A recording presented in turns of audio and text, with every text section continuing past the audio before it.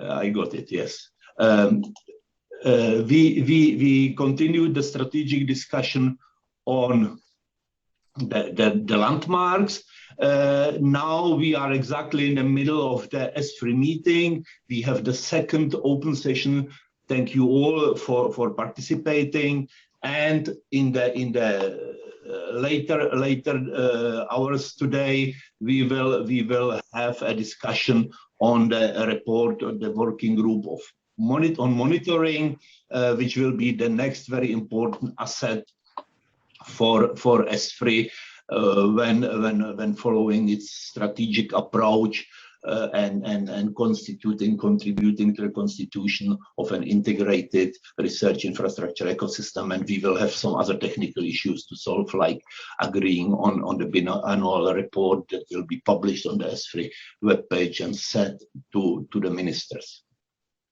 I also added the next meeting in December, because we will have first of all a formal handover of the chairmanship and the election of the new EB members and the strategy working group chairs. But more importantly, in some sense, is that connected to this meeting, we will have the first stakeholder forum, which is another important instrument for interacting with you, with the scientific community and with the broader stakeholders. In the next 3 slides, I will focus a little bit more on particular activities. So just to let you know that there are some small changes in the roadmap 2021. The roadmap is assumed to be presented to the Competition Council of Ministers on the 26th of November. And as most of you already know, it will be made public at the ESFRI Days in Slovenia. To that event, I would like to invite everybody. It will be held in person, hopefully for most of us. It's planned as a hybrid meeting on the 6th to the 8th of December. So the roadmap has a very similar structure to the previous one, but there are some small adjustments. We start as usual with the ESFRI strategic report, where we not only describe all the ESFRI's activities over the last 3 years from the last roadmap, but we also explain what are the changes in the roadmap concept, and there were few developments. We are adding also some lessons learned, which is a kind of testimony for the future of the roadmap evolution. It shows the trends we are following, and it indicates also how the evolution of the roadmap might be in the future. We are in more depth discussing the evolving role of research infrastructure and showing some of the ESFRI's strategic perspective, in particular because as all of us know, a new concept of the European research area is under discussion, and we feel that research infrastructures and also ESFRI shall have a quite central position here. Then we have the landscape analysis as a more obligatory part of the roadmap, but also here some changes are indicated. We are advocating more for an integrated, horizontally and vertically interconnected ecosystem of research infrastructures, and there are also some strategic considerations for future orientation of the European landscape of research infrastructures. We have, of course, a list and description of the new research infrastructure projects that are added to the roadmap based on a very thorough evaluation of the 18 proposals which came in for this process. And I thank all the strategy working groups, all the experts, and all the people involved in that. We were able to identify the 11 new, very high quality ESFRI projects, and we welcome those projects to the ESFRI roadmap. We have made also some considerable progress on the operational research infrastructures landmarks. So the decision is not yet formally taken. We have already a clear view on how we proceed further, and the new landmarks will be added very soon to the list of landmarks already present in the roadmap. The next important comment I would like to make is in relation to the new stakeholder engagement strategy ESFRI has developed over the years, and we have drafted some of the principles in our white paper, Making Science Happen.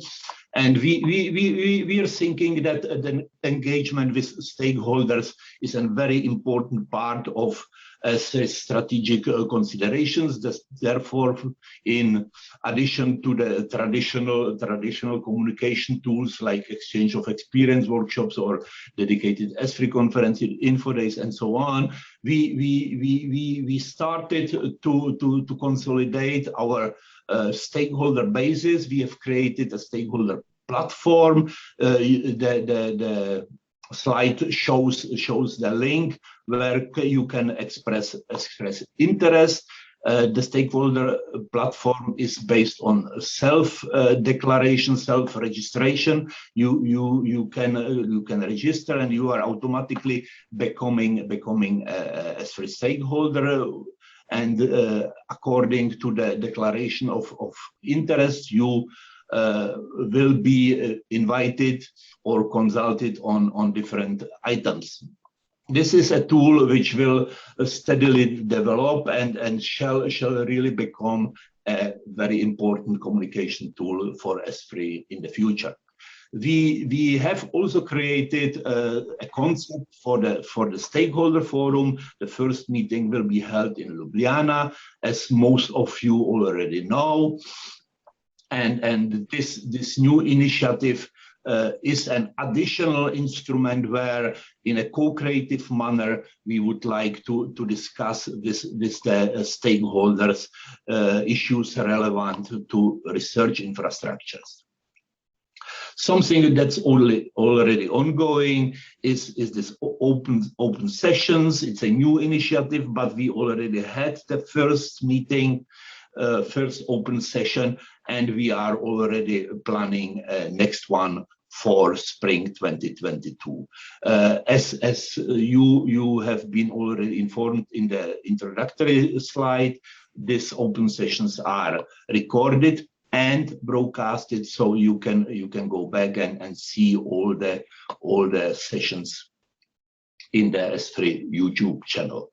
The last slide I would like to share with you is more or less known to everybody already, because it's a part of a very broad movement and consultation and discussions on the new European research area concept are broadly spread and ongoing.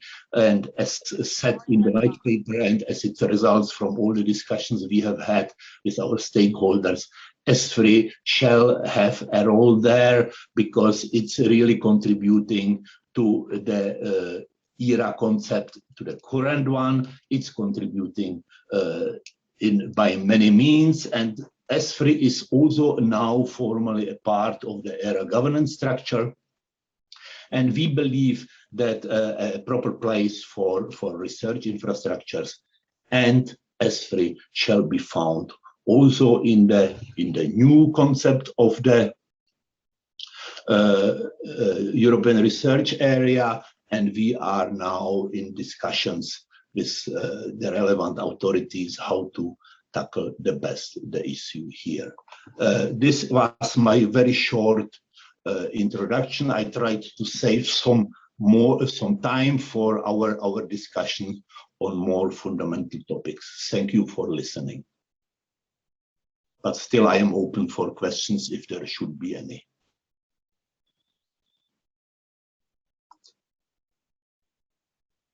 I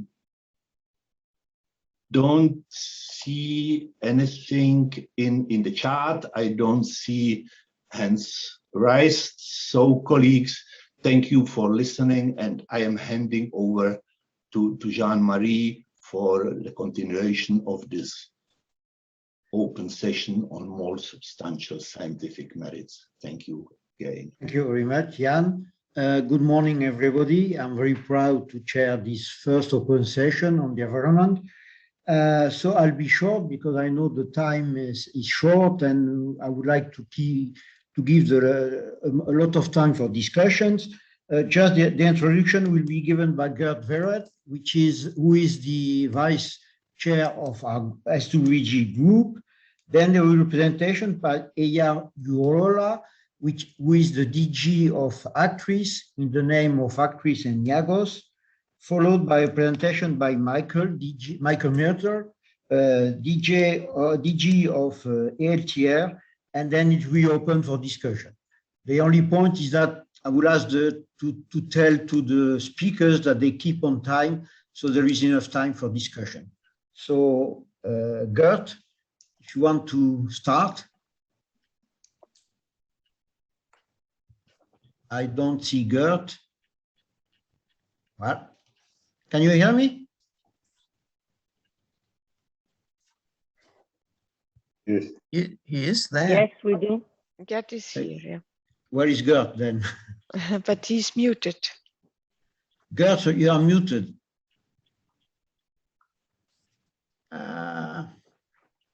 Well, that's a critical problem because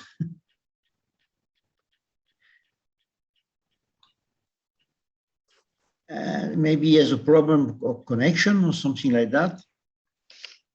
Yeah. He's back or? No, he's not back. He's not here anymore. Well, I got his presentation, so I can read it, but could we wait 2 minutes to see if he's back, or what do we do, Jan?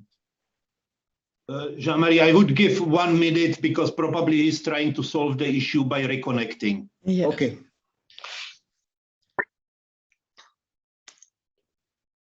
Well, the point is that face-to-face meetings are much better. Definitely. I'm looking forward for a normal situation because this is really very, very sad.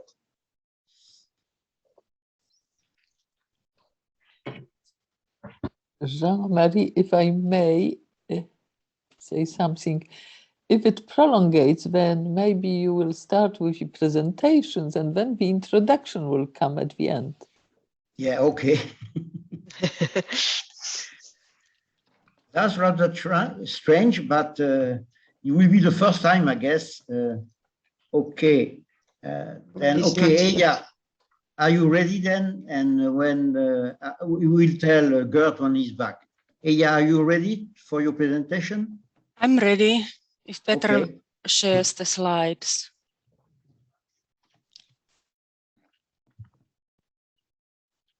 So my name is Eija Jurola. I'm the interim Actris leader responsible for the establishment of the ERIC and implementation of Actris as an RI. I'm very happy to be here and have an opportunity to present Iagos and Actris as an atmospheric research infrastructures.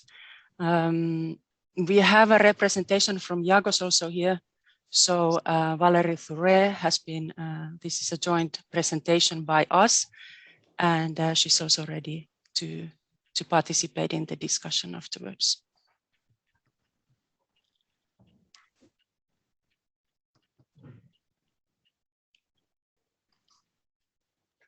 I cannot see any slides now.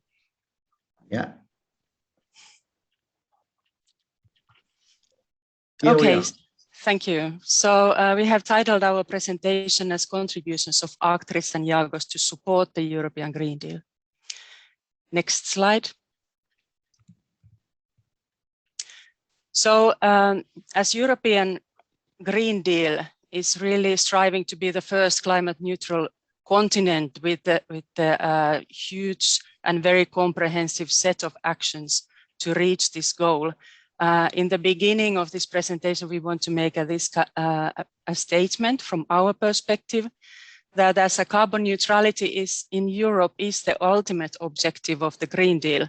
The policies that we'll have to put in place will require knowledge from the research infrastructures such as IAGOS and ACTRIS and the others, of course, because of the complex climate feedbacks between atmospheric composition and climate, and also including the air quality and health. Next slide. ACTRIS is a large European research infrastructure that has been on the ESFRI roadmap since 2016.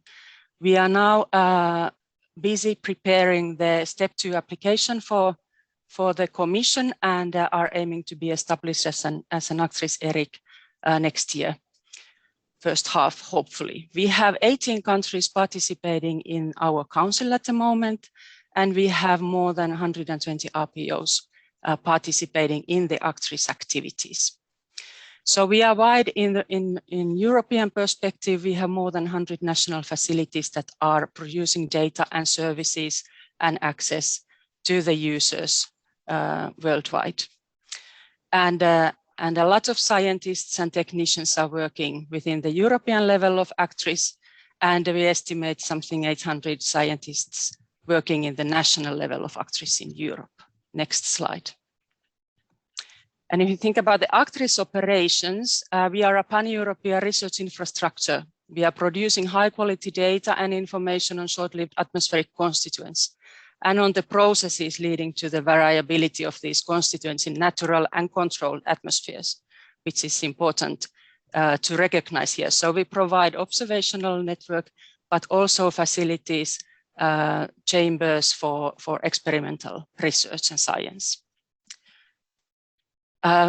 We monitor more than 100 atmospheric variables and produce more than 20 data products, atmospheric data products that are producing information on composition, properties, processes, emissions, and so forth on the atmospheric constituents. And we will provide a set of services for research, for innovation, for technical advancements, and also training. And as you see, ACTRIS is responding to several SDGs, UN SDGs, Sustainable Development Goals. Next slide. IAGOS, on the other hand, has been on the European landscape for a longer time. So IAGOS has been a ESFRI landmark since 2016 already, and was established as an ISBL in 2014. That 3 countries are part of the ISBL, and they have involved 330 airports in their activities, shown a bit more later in more detail. They have had 62,000 flights since '94, and for 700 registered users for the IAGOS services, and more than 400 publications since '97. Next slide. So IAGOS is a European research infrastructure that is using commercial passenger aircrafts as platforms for routine measurements. It provides essential information for trace gases, that is reactive and greenhouse gases, and particles, aerosols, and clouds throughout the troposphere and the critical UTLS region. And you see that they have 2 different methods they are using. So one aircraft with 100 atmospheric components measured with 4 flights per month. And then 7 aircrafts with daily flights measuring the 6 essential climate variables.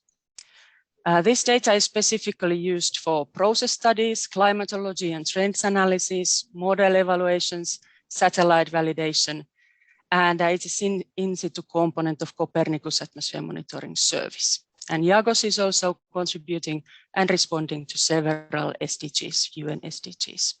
And as you see, the flights, 60,000 flights, they cover globally a wide area. So IAGOS is acting as a very global research infrastructure. Next slide. So both of the research infrastructures are building on the long-term European cooperation, started already in European projects 10, 20 years ago. We are working actively in the ENVRI community to develop the synergies, to harmonize the research infrastructure landscape products, and to share the best practices among the RIs within the environmental field. We have two important cooperation projects going on. So participating in the ENVRI FAIR project, that is until 2033, to advance the findability, accessibility, interoperability, and reusability of the environmental data and services offered by the research infrastructures. And the other one is ATMO Access, which has started this year.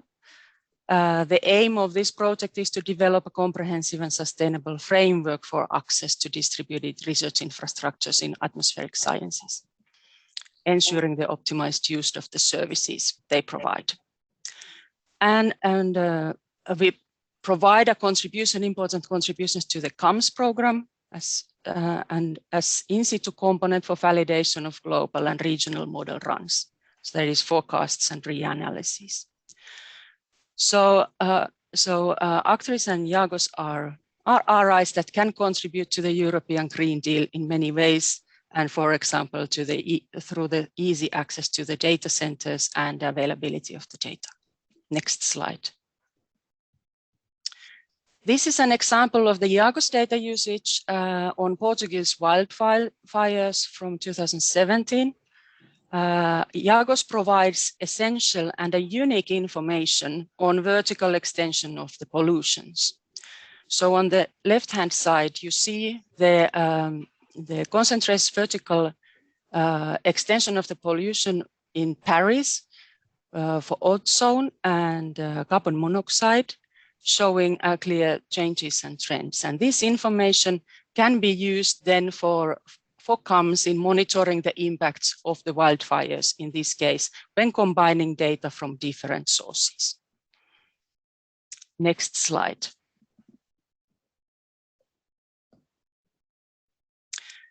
And a few examples of the capacity of Actris to provide important and impactful data are, for example, that Actris can provide independent evaluation for public policies. And on the left-hand side, you see the trends in short-lived climate forces globally, showing how the general background is improving since 10 years of measurements. This is a study by Collard and Cohen from 2021. And then on the right-hand side, you see Actris can provide data to understand which emission sources are changing and to operate source apportionment methods that serve understanding, for example, what are the activities most importantly impacting on the air quality or health. And here we have an example of a temporal variations of particle matter during the lockdown period in Europe, where we see that the origin of the particle matter is changing due to the lockdown. So there is more fossil, the change on the source, the origin of the particle matter changes from fossil fuel and to biomass burning more. So we see a switch because people are staying home and producing heating system, wood burning. And this is shown by this brown shaded area that shows the compensation of wood burning. And the black vertical lines show the start and end of the lockdown period. Next slide, please. So Actris and Iagos contributing to support the European Green Deal actions. So of course, carbon neutrality is not only about reducing CO2 emissions, but it's also about implementing public policies that address the whole complexity of going neutral, also in the context of an already changing climate, which is adding into the picture, of course. The Green Deal is also about the citizens' well-being in a carbon neutral society, And this can only be addressed by accounting for the complexity of the human behavior in the atmospheric environmental system. ACTRIS and IAGOS are special in this context. So because these research infrastructure, they provide global scale and long-term monitoring of climate and air quality. They monitor type of constituents that they go beyond the air quality standards used for regulations. They are dealing with the short-lived climate forces. They're connected in many ways to human behavior, and they represent both urban and regional background. So the RI complement the air quality measuring networks in the cities and provide essential info at larger scale. And we have picked up few action fields for the European Green Deal here on the right-hand side. So building a low-carbon, climate-resilient future, where environmental RIs play an essential role. We have the international action on climate change. The RIs can contribute by monitoring impacts of climate actions in developing countries and supporting capacity building.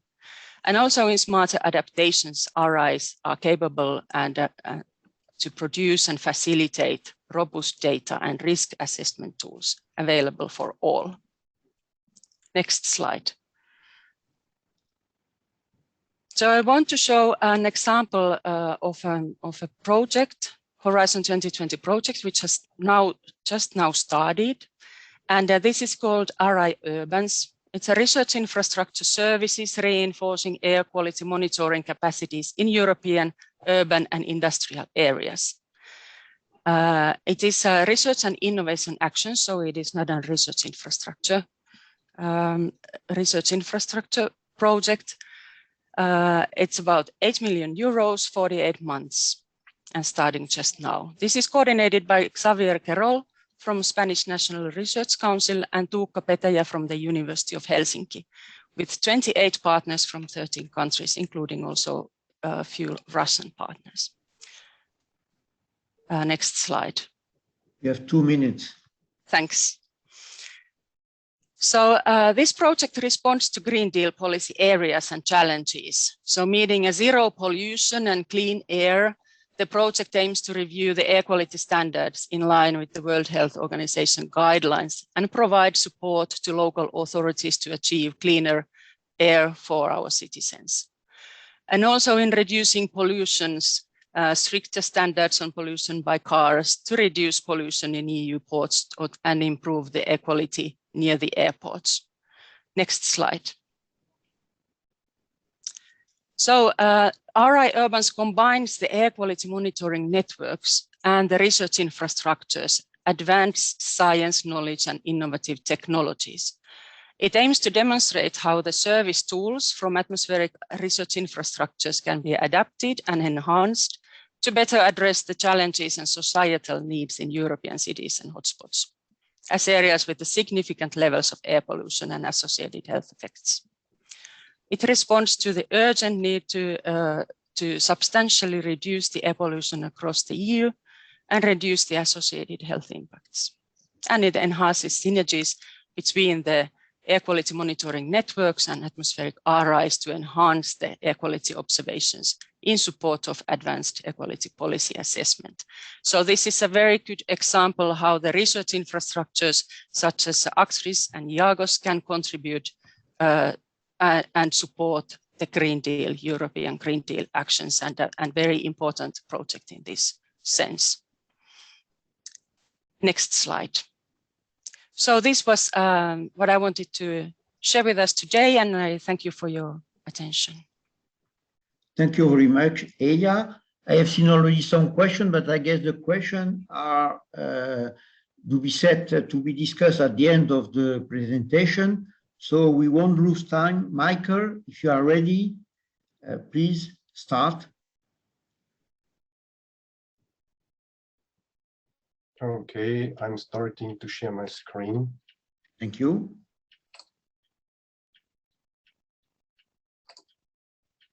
Can you see the screen? That's it. Okay. But it's not full. Go ahead. Yeah. Okay. So thank you for this opportunity. Thanks for the invitation, Flo Marie. And you asked me to do the magics to present in 7 minutes the relations of a complex infrastructure with the Green Deal. Itself not a simple story. So I try to report on how the long-term ecosystem, critical zone, and socio-ecological research infrastructure tries to relate to the Green Deal, respond to it, and contribute. And the critical gap addressed in the green bubble is that ESFRI found that it needs an RI that does whole systems research on entire ecosystems and socio-ecological systems. In my next slide, I try to address briefly the geopolitical coverage and no more facts about ELTA, because those can be looked up, for example, in the roadmap chapter on ELTA. What we have seen since we entered the roadmap in 2018 and started the actual preparatory phase project exactly in the month when the pandemic started, was an increase in the geopolitical coverage. So we have now 20 countries supporting politically, 78 provided their financial assessments, and we have scientific buy-in from 164 institutions in 27 countries. Altogether, these countries represent what we aim for in principle to fulfill our targets, namely a good coverage of European environmental zones and socioeconomic strata. And this couple of pictures give you a taste of the coverage and breadth in terms of the habitats the ELTA-RI tries to cover. The next slide, and I chose a slightly different approach from EIA, is to show in one living slide and mind map how the left side, which is the area of European priority setting and strategies, relate to ELTA and vice versa. So first, and I didn't list quantitatively, but immediately highlighted the elements first of the European Commission's new priorities, including the Green Deal itself, and the related strategies and actions, what ELTA relates to and contributes to.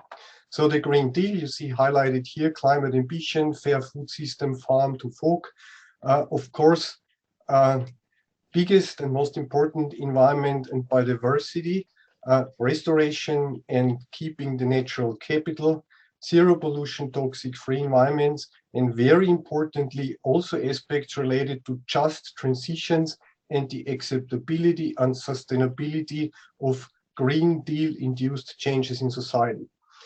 As regards the European research area, there are a couple of other elements we need to consider. The research and innovation strategy, Horizon Europe framework, Destination Earth, with the topic of the digital twins. For that reason, I'm listing them here as well. And also indicated in terms of the missions and the partnerships, what's most relevant for ELTA. If you look at these themes, climate ambition, agriculture, the natural resources, it becomes evident that we need both information on status and trends, but also knowledge supporting mitigation and adaptation measure in shaping European scale strategies and actions.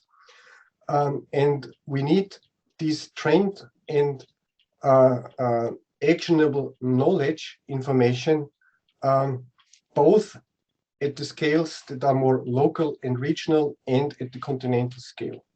The ELTA responds to that with a couple of its main components and elements therein, and I want to address only a small selection here. So let's start with the NRI design, the research infrastructure design at the continental and the national scales. We have two types of sites. One, the ELTA sites are addressing ecosystem dynamics and are pretty much focused on natural sciences at the local scale. The second one is a regional approach, LTSER platforms, and both aim at comprehensively observing and investigating the mechanisms that drive these systems, the impact of a wide range of relevant drivers, the development of the system as an output of the interaction of long-term trends and fast disturbances, singularities, extreme events. The service portfolio actually is targeted at 7 main stakeholder categories, both the science, the internal ones, and the internal ones. I picked 3 aspects here: acquiring the information needed for integrated research, work towards digital twins, information clusters comprising information from various sources and making them available for the site and region-based research teams, and synthesis and training. So these elements, yeah, I forgot the international engagement. There will be one dedicated slide on that. These elements enable 3 blocks of interactions and contributions. First of all, ELTA engages in all kinds of proposals responding to the calls of the partnerships and the work program. I want to underpin that everything we do strongly benefits from RI collaborations. Also in the ENVRI context, we provide data and TA. The second block is that in principle, the information feeds into anything that needs information on local ecosystem functioning and continental scale trends on the trends we are observing as a priority. And then advancing towards socio-ecology, the topic actionable knowledge. This is co-production science with the local population in these case study areas, working towards decision-making theaters, and as already addressed, aspects of just transition induced by the Green Deal belong to the matters that are investigated at the regional scale in these case study areas. There are only 4 elements that have an asterisk, and I will expand a little bit, 1 slide per each of them, on some of the details and also give you examples. Michael, you have only 2 minutes now, please. Yeah, that's good. 4 slides. We have the work towards digital twins. I mentioned the whole system approach, so that disciplinary teams working on matters related to geosphere up to the lower atmosphere would collaborate at the selected and representative sites. And as a basis, we provide integrated legacy trend data, standard observations gathered at the field, multiple other data sources, including socioeconomic variables. This is towards digital twins. The next slide is towards standard observations. We have a comprehensive assessment of what variables are currently measured at 200 sites. Currently, we have analysis of the gaps and assessment of the cost of the upgrade at the network level, from the current status to the target status complying with the ELTA standard observations. Again, the chapters and topics that are covered here. The consultation process is ongoing currently in 27 countries. Service portfolio. The service portfolio specification of ELTA uses as many recipes available as possible. We assign every service bundle that supports a given workflow to the known impact pathways, and we do all of that in a way that in both directions we comply with the onboarding procedures of EOSC, but the ELTA service bundles, for example, creating information clusters and digital twins, would right away also pick from EOSC services from the EOSC hub wherever possible. I give you 1 example from France about what kind of information shall be produced at the continental level and is now produced by countries and clusters of, for example, here, LGSCR platforms. Agriculture in France, that's drawn from 3 Sonatelier studies, and the topic was how to retain nitrogen in the agricultural areas and not let it flow into rivers with all the induced costs for clean drinking water, impact on fishery, etc. There was a wide range of experiments on environmental engineering techniques, how the nitrogen could be retained. In the end, there was also an impact assessment telling us that only in France, up to 800 million euro per year can be saved by applying these techniques of retaining the nitrogen where it actually shall stay for production reasons. I jump over this slide. I was not sure how much time I would take, and this brings me to the last one. Internationalization. Whatever we do, and of course do with the background of contributing to the Green Deal themes, we do also with a close eye on what's ongoing internationally, both at the side of the broader networking in LTR, in building a global ecosystem research infrastructure as one of 6 partners from 5 continents, and in the group of Earth observation in the field of in situ infrastructures and networks. I want to end with one very positive observation from my side. I think that the European capacity to act across countries, to integrate, to build something like ENVRI, a cluster of environmental research infrastructures, has produced a huge asset of experience needed to govern complex processes across single elements in response to global and continental scale problems. So I'm a convinced European, and with this credo, and thanks to everybody creating that creative space for us to work in, I want to hand back over to Gerd or Jean-Marie, I don't know, and just make that with some visionary pictures. I think that's the future we are aiming at, evidence-based pictures of the future, and towards decision theaters where we can really support evidence-based and also fun decision-making, for example, with having excellent visualizations. Thank you. Thanks, Michael. So now I see that Gert is connected. Gert, can you present your introduction? It's a bit tricky, but go ahead. Well, apologies for being frozen out at this at a critical moment earlier in the session. My intro is some sort of an outro now. What I wanted to say is that our strategy working group environments is made up of some 20 active members from all across Europe, working on the appraisal of environmental research infrastructures across the whole landscape. And of course, our efforts, like the other groups, support the decisions of the ESFRI Forum. The 3 RIs for which you have now been given some information today form a small but very relevant subset of environmental research infrastructures that are relevant for the Green Deal.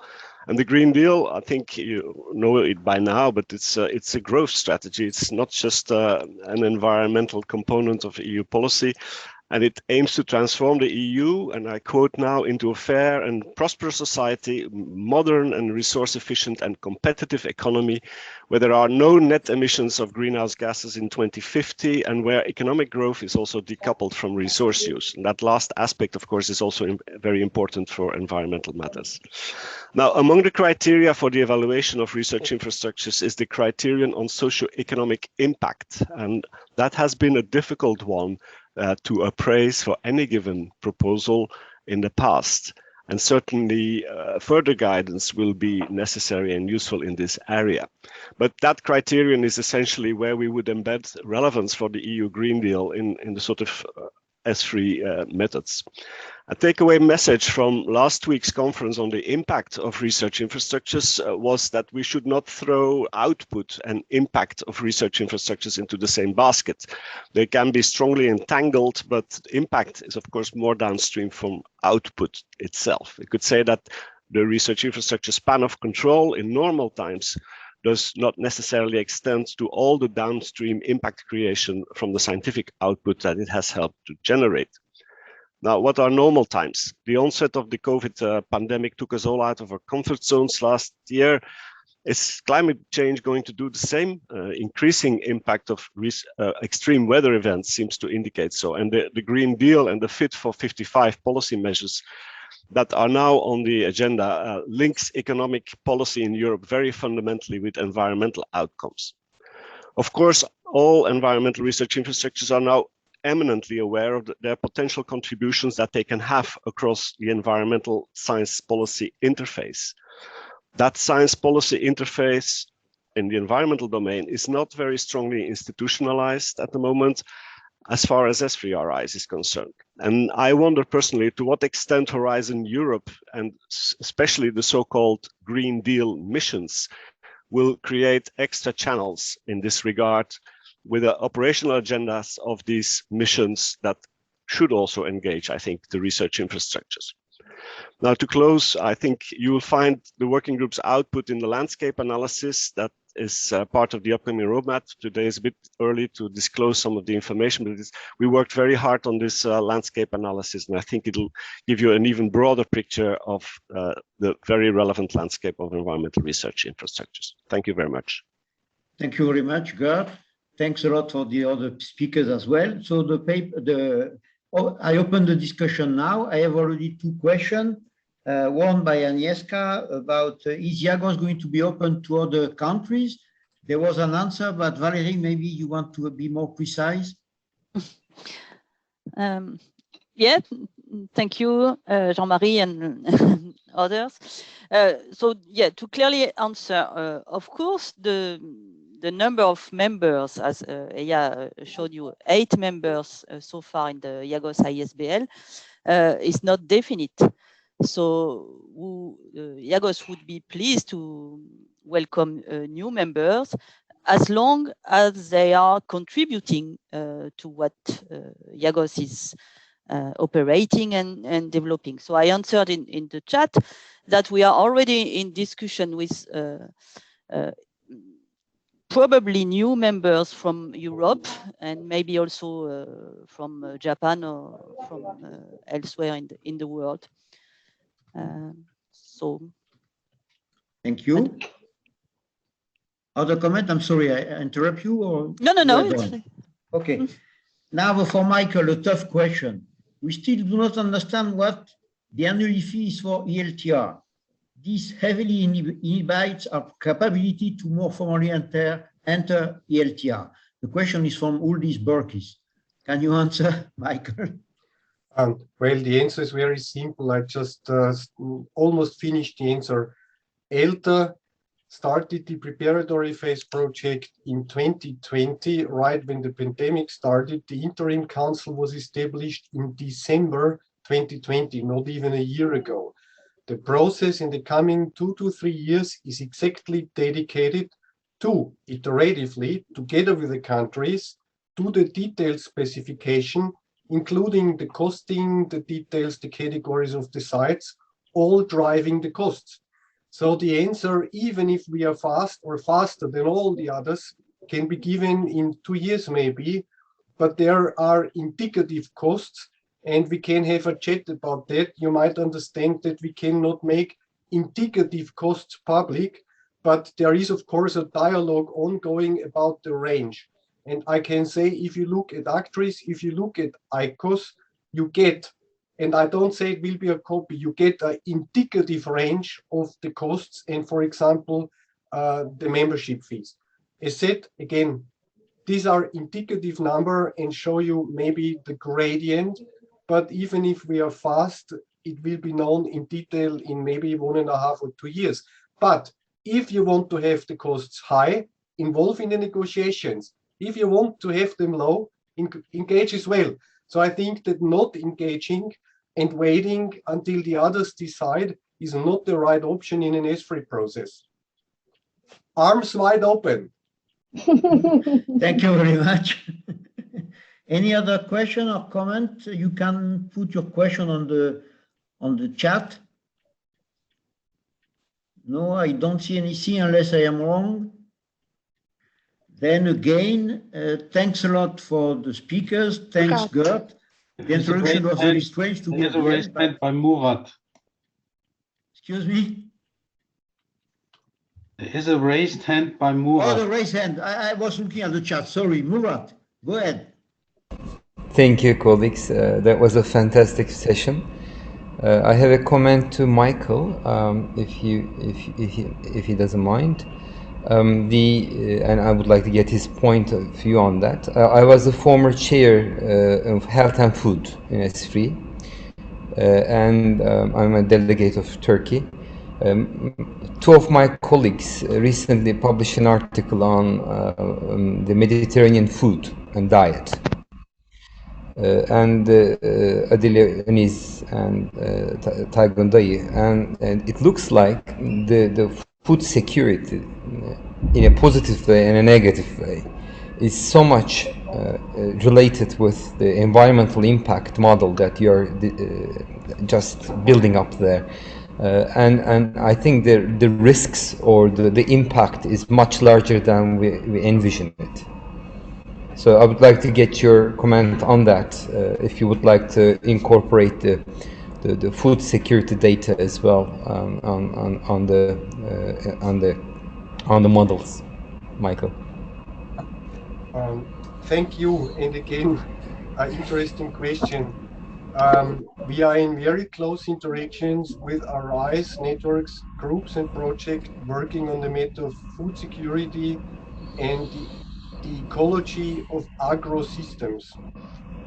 In this area, experimentation, for example, plays a very important role, and also how an agricultural LTR site could look like is in a way novel ground. In the United States, the decision was to separate the agricultural matter and domain from the actual LTR. I'm not advocating for that solution, but want to underpin that this is a difficult question, which I'm happy to discuss with the most important players on board here.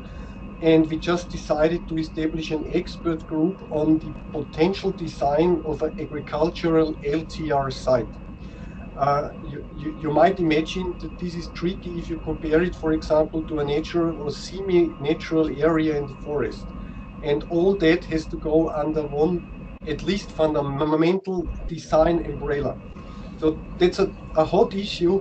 And again, an invitation, if there are any experts that would be interested in co-designing the design of an agricultural LTR, this is also an open invitation, because we are, for example, currently desperately looking for a convener of this expert group. And there is no restriction to be member of the ELTER community or even wider community. On the contrary, we need the brain force also from outside in that. It's an open process, and that relates, I think, also to the question by Uldis. You can co-shape the RI you want to have. Don't wait until the others designed it, and you might not like it. So thanks for the question. Thank you, Michael. Thanks a lot. We have to end up here, because if not, my friend Kwang is going to kill me to eating his time. Thanks a lot again for the introduction. Thanks a lot to Eya and Michael. And sorry about that, Gert was out of the system at the beginning, but it's the first time I've seen an introduction at the end of the system. So it's an interesting thing. Thanks a lot, everybody. There is another hand raised. Yeah, but okay, Immaculada, but okay. Go ahead, Immaculada, but be short, because Kwang is going to kill me. No, don't worry about my question. I can do it at the end of the energy part, because it is a more general question, not specifically for environment. Okay, so I wait for doing my question afterwards. Go ahead. Go ahead. Okay, Kwang, you have the floor. If Jan is okay, you have the floor. Yeah, thank you all. Let us move now to the energy fields. And as you can see, we shall have 3 talks, one short introduction by our Vice Chair, Taina, on what we are doing in energy. Then we shall be moving into the nuclear energy with two presentations, one on the present generation of fission reactors, the Jules Horowitz reactor, and one on the facility called IFMIF Donetsk, which is for fusion material studies. The talk will be presented by Gilles Bignan and Angel Ibarra. And finally, we shall talk about carbon capture and sequestration. So the floor is yours, Taina. I shall give you a small warning 1 minute before. Taina. Thank you.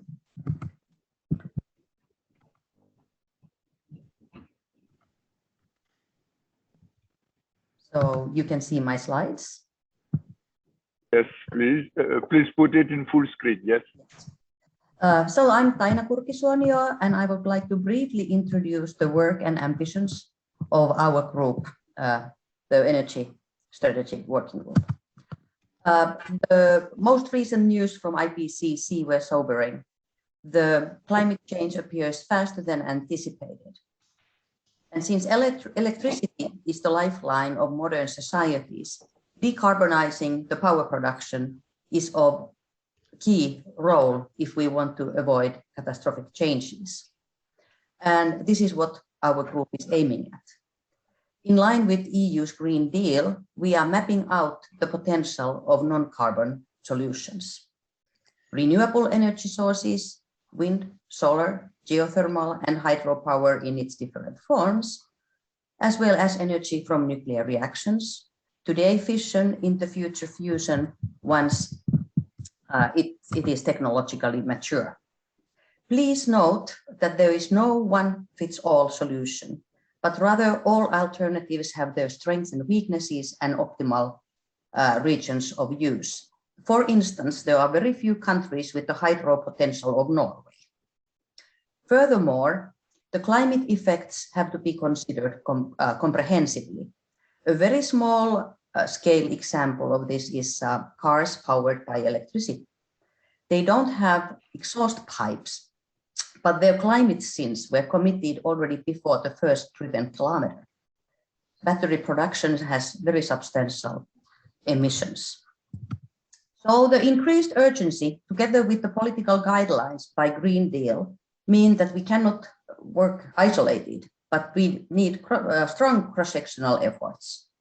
For instance, we need environmental sciences. Green Deal promotes electrical cars to remove the CO2 emissions from the act of driving. Problems related to cobalt mining are well known, but the car batteries need much vaster quantities of nickel and copper. Therefore, the effect of increasing mining on biospheres and climate need to be quantified. We also need social sciences for at least 3 reasons. One is that we have to face that there is no such thing as clean energy. All mechanisms have their climate and environmental effects at some stage of their life cycle. Therefore, the lifestyle paradigm based on overconsumption has to be critically reviewed, and ways to sustainable, acceptable lifestyles have to be mapped out. Secondly, there is no unanimity on best practices in energy production and emission cutting. And we need to understand why countries with very similar cultural heritage and standard of living have strong and vastly differing opinions. And last but not least, greenwash is a real danger. And the question is how to protect the public from misinformation. But back to our group. We have 5 subsections. Renewables and nuclear were already introduced on the first slide, and they both feature their own RI. But we are active also in 3 other fields related to energy and emissions. Energy systems integration, that also features its own research infrastructure, and also cross-sectional RIs and efficient energy conversion and use. We have very healthy activity in this cross-sectional RIs, but there is a clear need for efficient energy conversion RI, a dedicated one.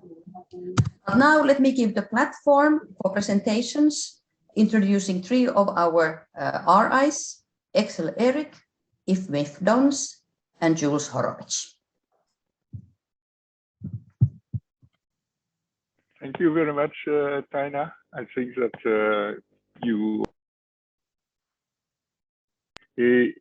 thank you, Taina.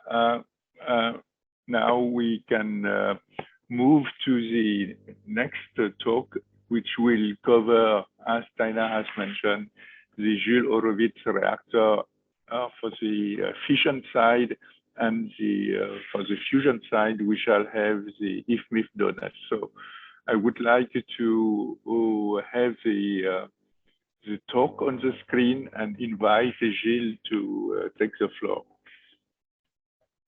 Okay, thank you, Kwang, and good morning, everyone. My name is Gilles Bignon. I belong to the French Atomic and Alternative Energy Research Organization called CEA, and I will give you a few words about the research reactor projects, Jules reactors, that is under construction at CS Center in Cadarache, in south of France. Can you show the first slide? Yeah, it's the next slide, please. Oh, sorry. Okay. So that is supposed to be your slide, Kong, but anyway. Okay, so this is just the slide to introduce the two system. So Gilles, please take over. Yeah. Okay, please. So next slide, please. Okay, so as I said, this is my company. And just before starting that, I want to be clear that for the French point of view, we really consider that nuclear fission energy has a key role to play in the Green Deal, which is the topic of our open session today. And it's also clear that nuclear energy has to be identified in the taxonomy under discussion within the European Commission. So now, if I give a few words about these research reactors, it's steered and funded by an international consortium, mainly European. I will not go in detail on all these 15 partners that you got there, except Europe. We have a contribution from China, India, and Israel. And the European Commission is also members of these international consortiums. So next slide. For those who are not familiar with the research reactors in support to nuclear industry, these machines are used to qualify fuel and material under different scenarios, which are normal operation, incidental operation, and accidental operation situation in the nuclear power plants within Europe. And you see on the bottom right of that slide that we did the same thing in the 60s. So it means that we have an aging fleet. And it has been recognized, especially in the EU framework projects, that there was a need for one modern material test reactors in support for the nuclear industry and the regulators for this century. And that is the topic of the Jules reactors. On that loop, you see that this kind of material test reactors is fundamental for testing the behavior of this material under irradiation and high neutron flux associated with different labs and simulation. It's contribute to what we call a safety demonstration of a new innovative products and to enhance the safety of the plants. And that is compulsory before any regulators allows utilities to load this new product in a plant. So next slide. So just to give you a figure, this is a very short in terms of dimension reactors, but with high density of neutrons in order to make what we call the accelerated aging factor compared to the damage in material which is in the power plants. Typically, we've reached an accelerating factor between 15 to 20. It means that in 1 year of irradiation in such reactors, we've got the equivalent of 20 years of what happened, the damage in the nuclear power plants. So we can investigate and do a lot of research in support for long-term operation of the plants. So in that kind of reactors, we will reproduce the thermohydraulics and chemical environment of the nuclear plants for different objectives, material screening, characterization, and fuel qualification. Second mainly objective is to production of radioisotopes for medical supply within Europe.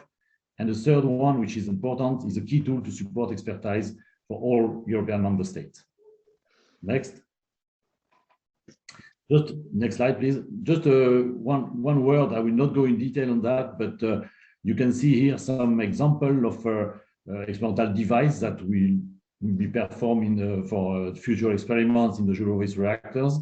So fuel testing of normal condition, trying to investigate putting some threshold for normal operation, avoiding clad failures. What you have on the left part here is something that we do not really like in the power plants because it broke the first safety barrier. And also some material investigation for under high damage per atoms in the central of the core, but also low dPa for reactor pressure vessel long-term behavior. Next slide, please. The second fleet that will be in operation 2-3 years after the startup of the reactors. You have other devices, especially one which is of fundamental for safety study scenario for LOCA, loss of coolant accidents, that will be performed, of course, only in one fuel elements in a specific control environments. And we also will investigate regarding material, the corrosion, assisted corrosion cracking under irradiation with some dedicated loops. Next one, please. And another application of the radioisotope production is illustrated on that slide. So we will produce between 25 to 50% of European needs for the Moly-99, which is the main isotope used for diagnostics in nuclear medicine. But we will also produce other isotopes that are under investigation, like lutetium-177, iodine, xenon, and so on. And this, of course, is using the European network of existing test reactors like DR2 in Belgium, HFR in Netherlands, Maria in Poland, and so on. Next slide. So next. So as I said, it's compared to the glorious 60s, this kind of machine is quite expensive and takes time to be built. So unfortunately, there will not be that many worldwide, and especially in Europe. So this international consortium is steering the project, and will use the reactors in two ways: proprietary programs, meaning bilateral contracts with CA, but also 1 minute, Gilles. Okay, some joint programs that will be that will be shared with potentially non-members, especially European member states which are not in the consortium, but that we could have access to the facility through the Joint Research Center of the Commission. Next. Okay, so just some slides. So you can see here the view from the reactor building and the reactor pool, which is protected by the cleanness bubbles. Next. And here the key milestone, which is the installation of the reactor block that you can see here. This is where we put the fuel elements and the experiments. Next. And that's it. And you can see the nice blue sky of Provence. And for those who are interested, you are welcome to come and visit. And you can any question, you got my email also. Thank you all. Thank you, Gilles, for giving the time. Now I would like to invite Angel to continue, and then. Okay. Thank you very much. I'm Ángel Ibarra from the ESFRI Dones Consortium. I'm from CIEMAT in Spain. Now I'm going to talk about this facility, ESFRI Dones, that is a fusion energy related project that is presently in the preparatory phase, and we enter in the ESFRI roadmap in 2018. Please, next slide. First of all, I will not go into the details of this slide, but I just want to emphasize how important will be for the future to develop new energy sources. We know that we need to fully change completely the way in which we are producing energy in the future. And one of the possible alternatives could be the energy production from fusion reactions. Fusion energy has can have some unique characteristics. Does not produce CO2, it is safe, it has no long lifetime radioactive products, high energy density, and so on. That makes it very interesting, complementary to others that could be also available in the future. So next slide.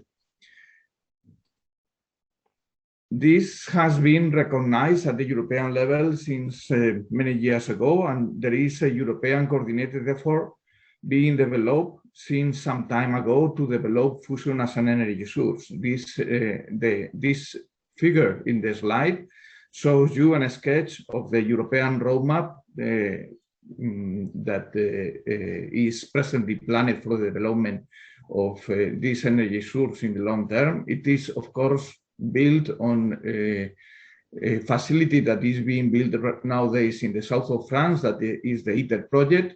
Next step after this will be the demonstration reactor, but there are some additional intermediate facilities that will be needed in the future.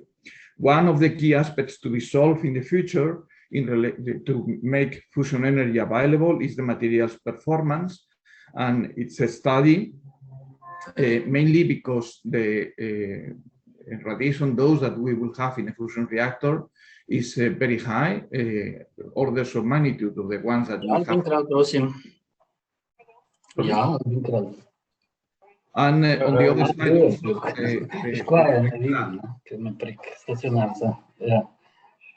the spectra of the neutron spectra of the energy spectra of the neutrons is fully different to the ones that we have available. The European strategy in relation with this materials issue is based on initial characterization of the materials performance using materials per reactor like the ones that has been already presented, and later on to validate the results obtained there or to improve the results obtained there using a dedicated facility with the proper neutron characteristics. So next slide, please. So the IFMIF Donetsk project is this dedicated facility to solve this problem. It is made of a high-power deuterium accelerator with not very high energy, only 40 MeV, but with a very high current, 125 milliamps, to be used in continuous mode operation. And as a consequence, it would be a high-power accelerator, 5 megawatts power, and it is a challenging component. The deuterons hit in a lithium target, and due to the nuclear stripping reaction that takes place, will give rise to a cone of neutrons with an energy spectra that goes up to 50 MeV. That it has been shown it will produce similar effects in the materials to the ones that we will have in a fusion reactor. Due to the high power that is deposited in the lithium must be liquid, and then we have a loop that is also used to extract the power here. It is a unique... About 1 minute, Angel. Okay. It is a unique facility in the world, and as a consequence, a challenging one. Next slide. The facility will be located in the south of Spain, and it will in Granada, close to Granada, and it would look like the figure that you can see in the right side of the slide. Next one. And the work that is being presently developed to push for this project, it is developed by a significant team of people, more 150 people working in the framework of different projects, and financed by European funds and also by national budget. It has been, along the last 10 years, it has been built a number of prototyping and validation activities, including the construction of a prototype of the low energy part of the accelerator that probably is the most challenging component. And up to now, no showstopper has been identified. The engineering design is ready, is well advanced, and it is ready to start the construction phase as soon as a decision is made to go ahead. Presently, we are in the preparatory phase, and some relevant decisions are expected in the short term. Next slide, please, and this is the last one. I just want to mention that I have talked all the time about fusion applications, but taking into account that the facility is a unique facility, it has a number of characteristics that are unique. It is important to know that it is also relevant for other scientific and technological areas, and we are developing a systematic effort to involve these other communities and to take these other applications in the engineering design of the facility. And that's all. Please go next slide. And that's all. Thank you very much. Yeah. Thank you very much, Angel. I would like to invite now Sverre for his presentation on Excel, please. Yeah, thank you. So please, my slides will be on the screen soon. First slide of Sverre, please. Better. Yes, I was supposed to get the slides from Yeah, Petre.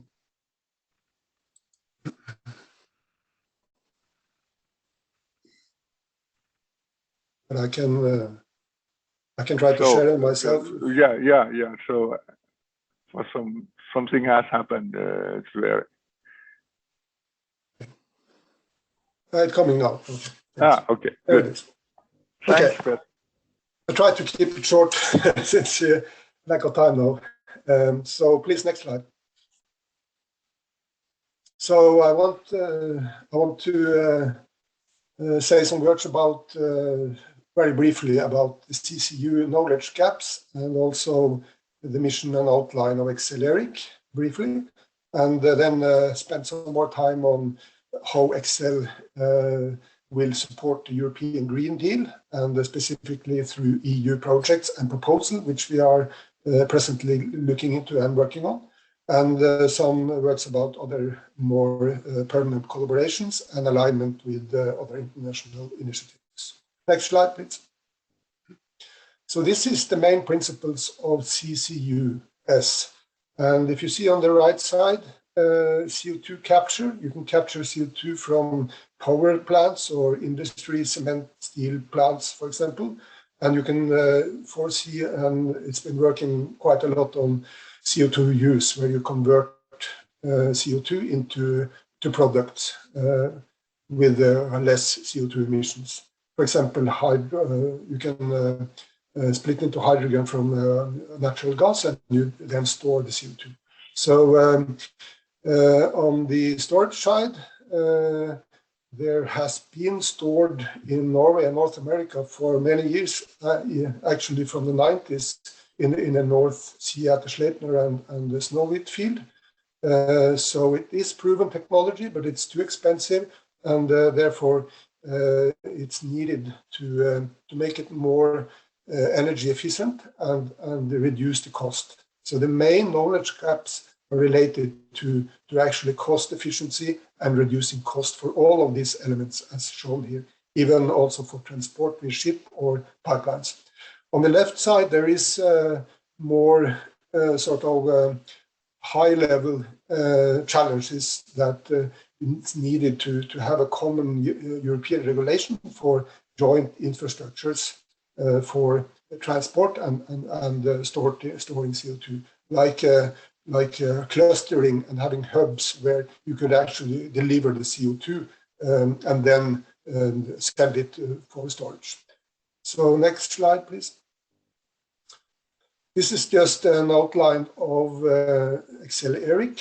The mission or the vision of ExcelERIC is to enable low to zero CO2 emissions from both industry and power generation.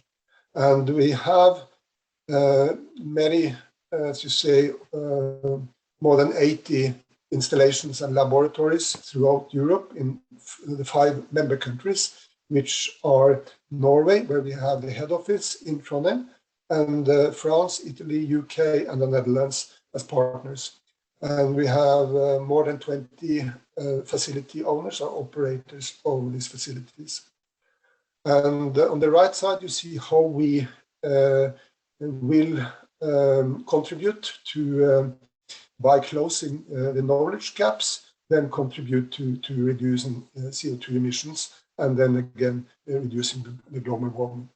So far, as at the bottom you see, we have invested, I think it's just about 100 million euros into this infrastructure, and we are planning to invest even 100 more until 2030. So there's quite a lot of money invested into these installations and laboratories throughout Europe. Next, please. So the timeline of Excel, actually initiative started way back in 2008, and we were prepared through many preparatory projects actually until we finally in 2017 became an ExcelERIC legal entity. And after that, we are now basis for the funding is the membership fees, as you see in green here, from the member countries. And then we, as I mentioned, we have this public money invested, basically on a national level, 200 million up to 2030. And above the green line, you see we have quite a few projects ongoing, EU projects. It's Accelerate, which is boosting Excel to become long-term sustainable as a research infrastructure. And we're also part of the ERIC Forum implementation project and the Retrain Plus, which is training of research infrastructure manager and administrative personnel. And then we have the Green Deal, which I will come back to further afterwards. Many proposals and even one project now that we are involved directly. And we became a landmark in 2018. And so we're up and running and quite operational for many years now. Next slide, please. So this is how we, on a high level, see that we can contribute to the European Green Deal. On the left hand, on the left side, you see the different sort of topics or areas within the Green Deal on the climate ambition and the supplying clean, affordable, and secure energy, and mobilizing industry for clean and circular economy, and building and renovating in an energy resource efficient way. And we are involved in quite a number of activities and initiatives to support this. And I will come back to some of these projects and proposals afterwards. Next slide. It's very about 1 minute. Oh God. Okay, I tried to keep it short. So this is the one project that we actually had a successful proposal on just a couple of months ago. It's a large consortium on energy storage, even though energy storage is not the core of CCUS. We are looking at hydrogen storage, for example, which could be very positive for permanent storage, energy storage underground. And this is supporting directly the Green Deal, this project, and the kickoff is November, December now. So we are looking forward to participate in this. Next slide, please. So I'm listed just the Horizon Europe calls, which we have been looking into, investigating which ones will be relevant for us. And we are actually joining 3 proposals for the time being. And we are delivering one by the end of this week, early next week. And I won't go into detail which ones, but we are looking at thematic proposal and calls, and not only those who are directly targeted for research infrastructure. So this is a very positive development for us. Next slide, please. And from day to day, and we have many users paying for access, open access to all facilities, among other ERANET, COFAN, accelerated CCS technologies, and large program which is coordinated by the Norway, SINTEF. And so there are many projects, ongoing projects using the CO2, the CCUS fertilizers. Next slide, please. I think it's, yeah, and this is some of the permanent agreements we have with the ERIC Forum, obviously, which is more than 20 ERICs across Europe, which are working on looking into joint challenges and developing routines and administrative procedures, etc. And then we have the ERA, Energy Research Alliance within CCS. We have an MOU with them, and we are working with common topics and challenges as well with them. And the EPOS, an MOU with them as well. We have joint facilities, so we could develop them in collaboration further. And the same with EMSO, which is the seafloor and water observatory. Next slide, please. And alignment with other initiatives, obviously the UN Sustainable Development Goals and climate action and clean energy there. So, and also we are part of the SET plan mentioned there as a very important tool and measure for the energy part. And Mission Innovation, which is a global initiative, funding from many countries to develop technology which is cost efficient and so forth. So next slide, I think that's what I have. Thank you for listening. Thank you, Sverre. Thank you, all the speakers. We have one question on the chat by Agnieszka, which is addressed to the Jules Horowitz. How do you manage a compromise between the demand for openness as an ESFRI research infrastructure and limitation related to nuclear installations? Jules? Okay, thank you for the question. It's an interesting question. In fact, the reactor will work with what we call reference operation plans for 4 years, considering the constraints of nuclear facilities. And the openness will be done through the call for experiments. First, priority will be given to the consortium members because they contribute to the machine. But after that, depending on the capacity, it will be open for non-members, and especially for European member states, they will have access to the research performed in GHR through the European Commission access right. The European Commission has 6% of access to for the life of the reactors, and it represents a significant amount of experiments. So that's how we will foresee the use of the reactors and the openness for a non-member of the consortium. Thank you, Gilles. There is a question on the chat by Jana. To what extent does Excel cooperate with industry? Yeah, from the start of Acceleric, we established an industry advisory group, and it's been up and running since before actually we became an ERIC. And this group gives advice, and also we have collaboration with those representatives from different kind of industries in this industry advisory group. We also, in Accelerate project, which is funded by the EU, we are looking into more formalized collaboration and also establishing platform for collaborating directly with the industry. And for example, industry will be invited for training at our facilities, and we will run joint projects with industry. So there are quite a lot of interest, especially from cement and steel, which don't see any other solutions than implementing CO2 capture and hopefully utilization of CO2 as part of the solution to meet the climate target into the future.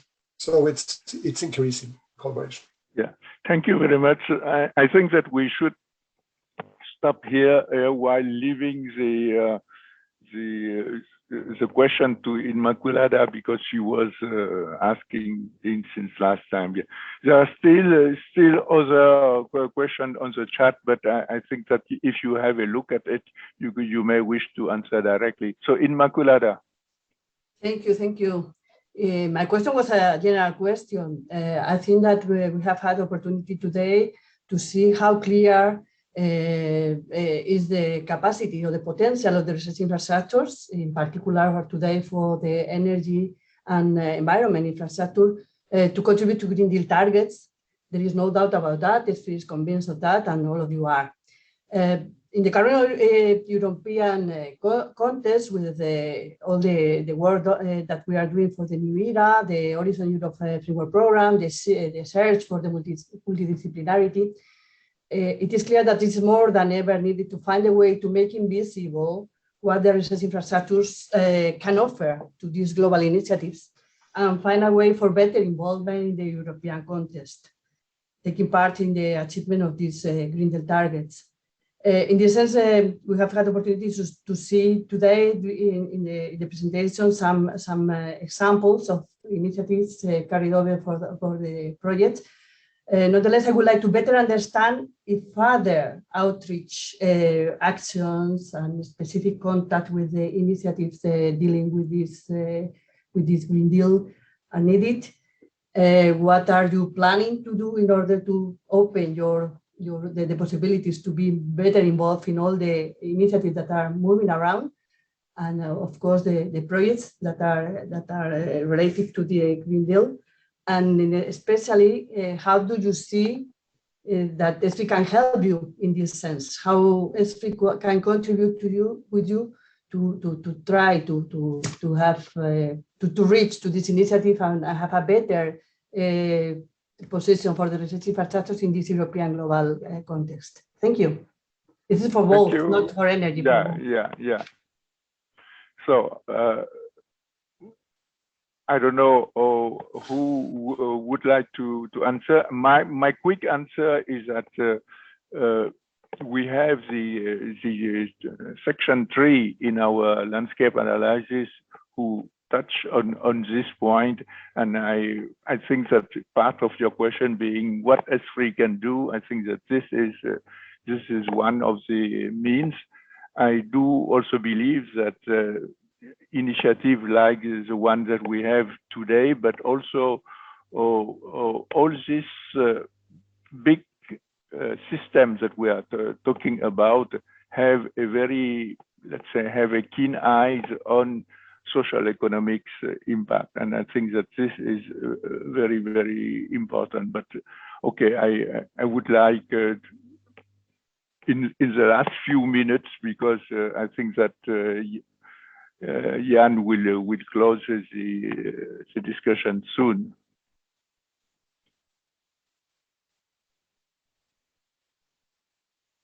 Jan, how many more minutes do we have?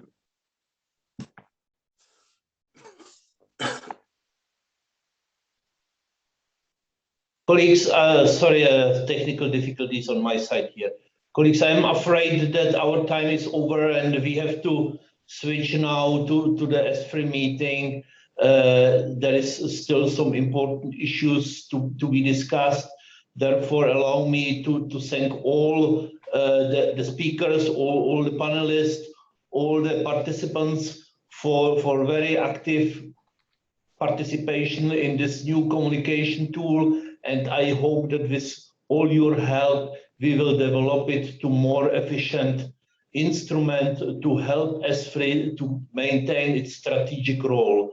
And by that, thanking you all again, I would like to close this open session. Thank you.